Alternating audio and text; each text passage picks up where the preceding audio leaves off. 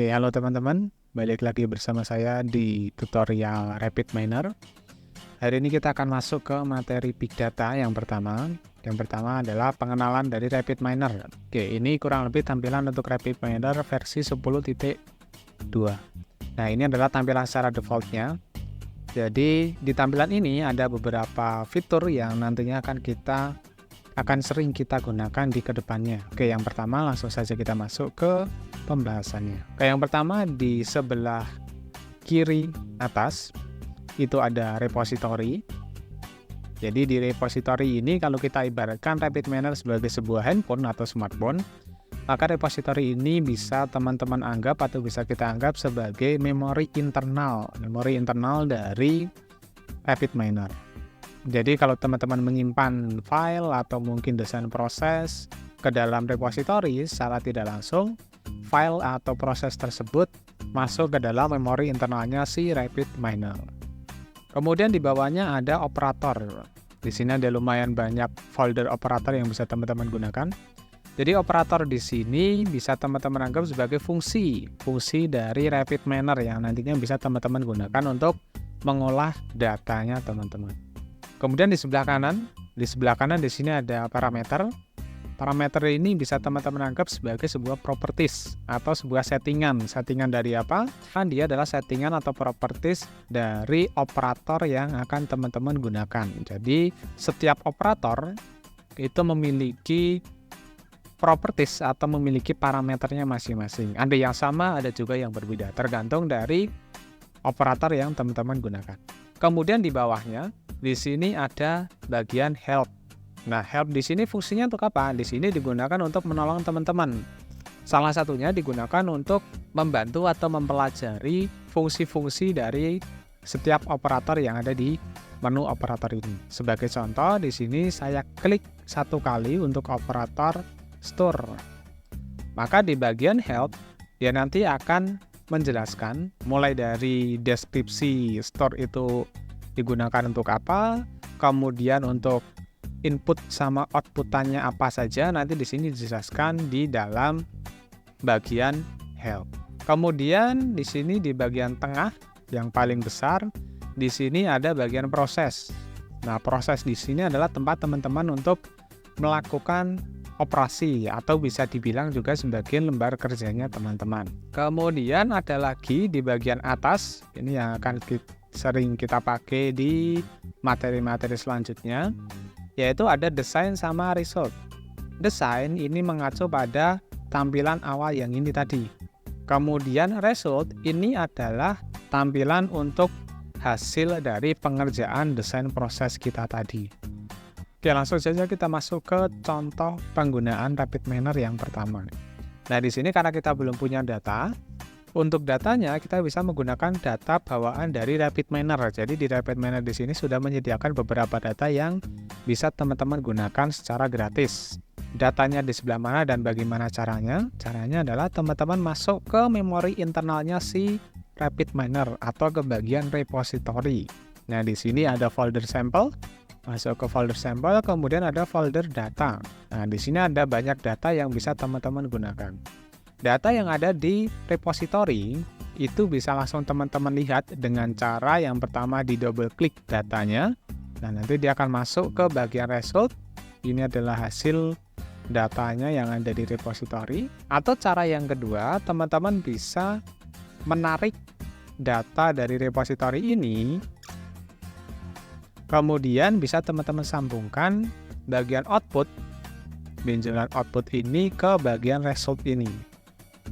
Nah, seperti ini. Kemudian dijalankan atau di-play dengan cara klik tombol segitiga biru ini atau bisa juga menekan tombol F11. Nanti dia akan masuk ke bagian result. Nah, dan ini adalah hasil dari data yang kita jalankan tadi. Jadi di dalam RapidMiner di sini ada beberapa penamaan yang perlu teman-teman pahami. Yang pertama, bagian atas, play, outlook, temperature, humidity, wind, dan seterusnya. Ini kalau di RapidMiner dia disebut sebagai atribut. Kemudian untuk yang data bawahnya, yang isinya, yang ini, 1, 2, 3, 4, dan seterusnya. Ini disebut sebagai example di dalam RapidMiner. Kemudian di data di sini itu juga ada detail dari data yang kita gunakan atau data yang kita jalankan, yaitu di bagian bawah sini, di kiri bawah, pojok kiri bawah. Nah, di sini ada keterangan example set dalam tanda kurung 14 example atau 14 datanya ini. Kemudian ada satu special attribute. Special attribute itu adalah atribut-atribut yang atas ini tadi, atribut yang kalau backgroundnya berwarna selain warna putih, maka sudah dipastikan dia adalah special attribute. Kemudian di sini ada 4 regular attribute. 4 regular attribute adalah yang ini. 1, 2, 3, 4. Regular attribute biasanya ditandai isinya, background isinya berwarna putih. Sedangkan yang special attribute ada beberapa macam special attribute. Ada yang berwarna hijau, ada yang biru, dan yang lainnya. Kemudian di sebelah kiri, di sini ada keterangan data, ini untuk datanya tadi. Kemudian di bawahnya ada statistik. Statistik ini untuk perincian dari datanya tadi. Jadi di sini ada keterangan namanya, nama dari atributnya, ada play, upload, dan seterusnya. Kemudian untuk yang atribut dengan special attribute, untuk yang special attribute dia berwarna hijau sama kayak yang di data sini tadi, berwarna hijau. Kemudian di sini ada keterangannya label, maka special attribute ini bertipe label. Kemudian di sampingnya di sini ada tipe. Ini adalah tipe data dari masing-masing atributnya. Jadi di dalam RapidMiner itu secara garis besar ada 2 tipe data atribut. Ada numerik sama ada nominal. Nominal itu isinya huruf dan angka, sedangkan numerik itu isinya cuma angka saja. Kemudian kalau teman-teman perhatikan di sini untuk tipe data nominal dan numerik itu ada sedikit perbedaan. Nah, di sini sebagai contoh, untuk tipe data nominal dia ada keterangan last, most, kemudian value. Nah, ini juga sama. Sedangkan untuk tipe data numerik, kita bandingkan. Untuk tipe data numerik di sini keterangannya ada integer. Ini untuk tipe datanya, kemudian ada nilai minimal, maksimal, rata-rata, sama deviasinya. Itu untuk tipe data nominal dengan numerik.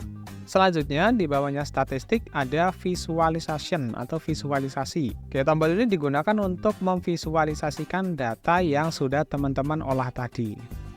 Nah, di sini ada beberapa contoh untuk plot type-nya, atau di sini bisa teman-teman anggap sebagai contoh dari grafiknya yang bisa teman-teman gunakan.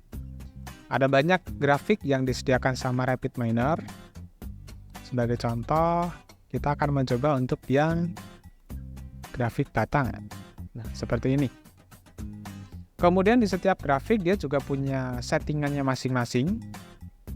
Sebagai contoh untuk yang grafik batang di sini ada value column. Untuk value column-nya semisal tak ganti menjadi temperatur dengan while.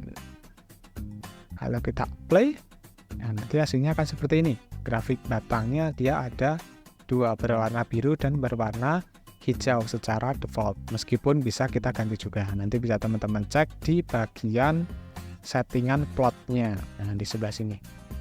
Oke, mungkin sampai di sini dulu untuk video kali ini. Kita ketemu lagi di video selanjutnya.